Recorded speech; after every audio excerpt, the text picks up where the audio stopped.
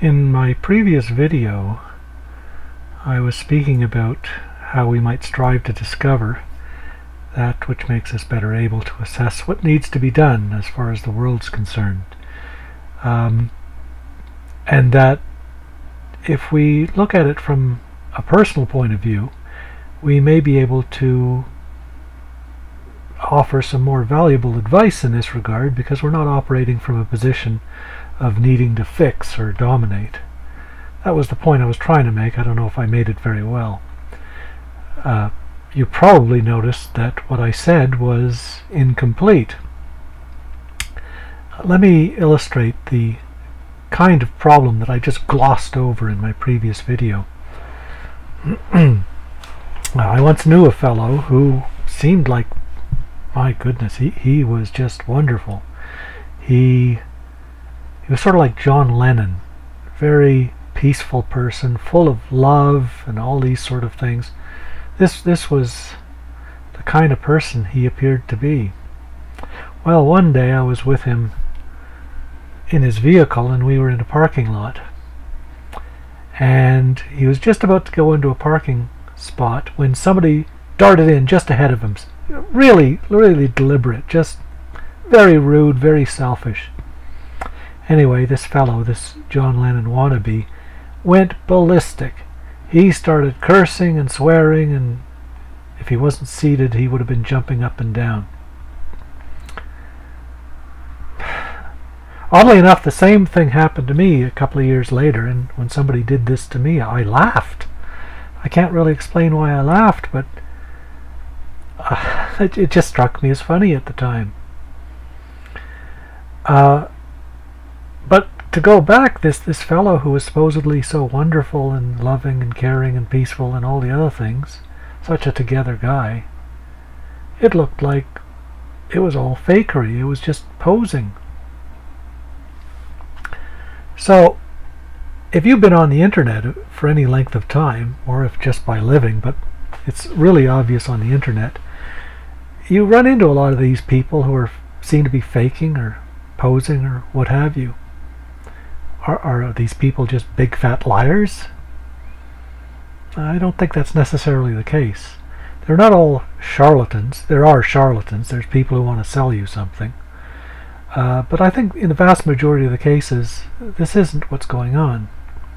What is going on, I think, is something that I call Precure preaching.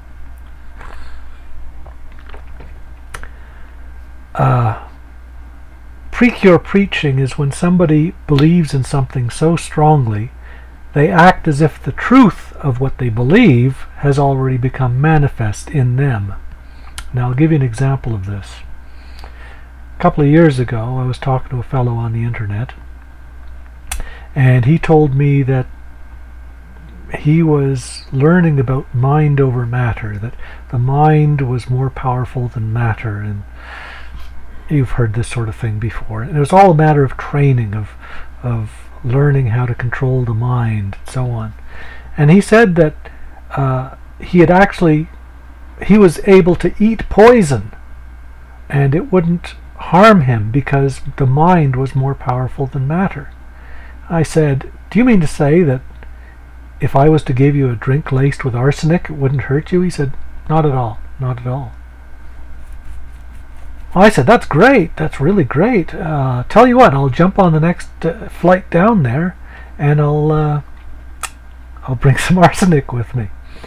And he said, oh, well, before you do that, I should tell you I haven't completed my training. Until I called his bluff, he was willing to continue with this Precure preaching. He hadn't been cured of all the things that cause problems in his life and other people's lives, I presume was the way he was going with this. But he was willing to believe it so strongly that he would present it as if it was an accomplished fact. But let's say we did find somebody who stood up to scrutiny, and it seems they genuinely see something of the truth, and they exhibit all the virtues that I described in my previous video, and it doesn't seem to be faking. It's not Precure preaching, it's the real deal. Well, then what do? Do we copy them? Do we follow them? Like, I would say no. To copy somebody like that seems to be the obvious response. But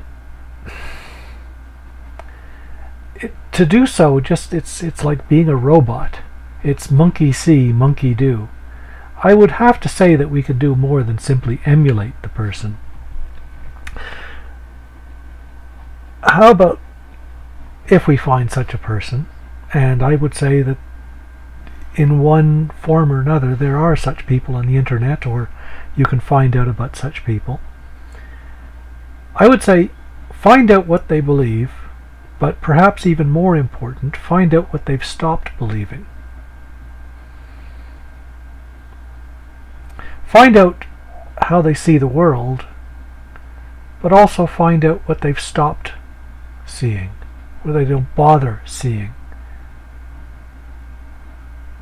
A lot of the grief that we bring to ourselves comes to us in the form of judgments and comparisons and such. I've found for myself that a great deal of peace comes when I stop seeing certain things, stop making a big deal of certain things. So it's not a question of just what a person believes or sees, but also what they don't believe and what they don't see. So in cases like that, perhaps the thing to do is to watch the person, learn, then leave it alone and wait. If what they're saying is true, then I believe that it'll become more obvious to us in time. It'll just come to us. We'll say, oh, I've seen this, the truth in what they say, in just in my everyday life. This is as opposed to what goes on with Precure preaching, where somebody says something, you say, isn't this marvelous? And you go out and you try and act that way, and you try and put it on all your friends and anyone who will speak to you. Oh, this is the greatest thing. The internet is full of that sort of thing, isn't it? Now, I plan to make some more videos. So, as I do so, I would hope that you don't believe anything that I say. You don't think that I know what I'm doing, and at the same time turn it around.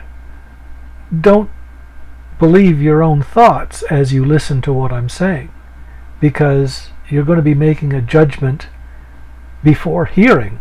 That's how so much communication falls apart.